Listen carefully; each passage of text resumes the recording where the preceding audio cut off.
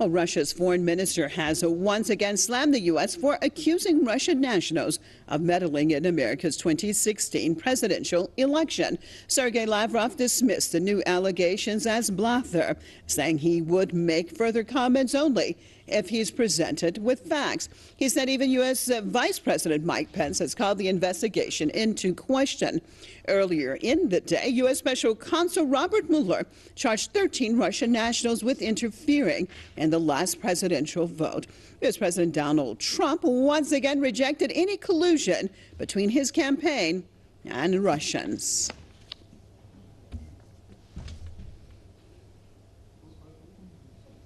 Crossing over to New York, joined by Mr. Don DeBar, radio host and political commentator. Great to have you with us. Well, what is going on here? On the one hand, we have the president and his administration basically continuing to say that there is no collusion. But now we have actually several, at least 13 Russian nationals being charged by U.S. Special Counsel Robert Mueller for interfering.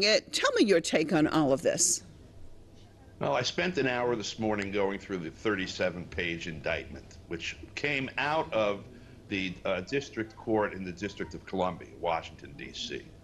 The first thing to note is that it's a cliche in American justice, jurisprudence, it's a more accurate term, in American courts, that any prosecutor can secure an indictment from any grand jury at any time, including a ham sandwich. That's just a cliche, that you can indict a ham sandwich if you try. It's because the way the process is designed, it's intended essentially to make allegations and the jury to agree that, yeah, let's have a trial on that. So in this particular case, the jury pool, that whether it was a conscious selection or just more convenient for the lawyers that are working on it because it's the district closer to their office, they chose Washington, D.C., which happens to be the most heavily Democratic metropolitan area in the United States.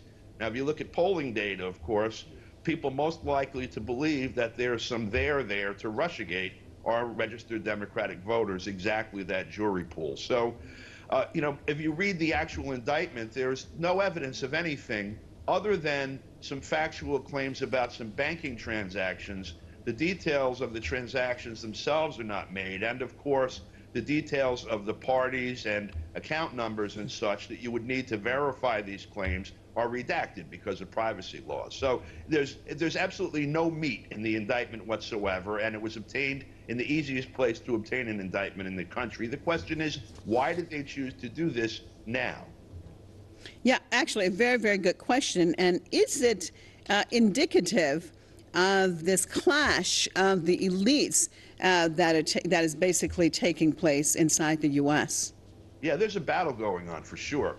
Look, Trump, for all his warts, spoke some heresies during the campaign that have not been mouthed since Ronald Reagan by anybody, any national candidate outside of third-party candidates, and even those, with the exception of Hillary Clinton, with the exception of Cynthia McKinney in 2008, didn't stray very far. He's challenged, the very existence of NATO rhetorically. He backpedaled from it after being massively assaulted by the media, but he challenged the need for NATO. He challenged the morality of U.S. foreign policy. He said, yeah, there's killers everywhere, making it clear that he was implying that the United States had pretty dirty hands in terms of foreign policy.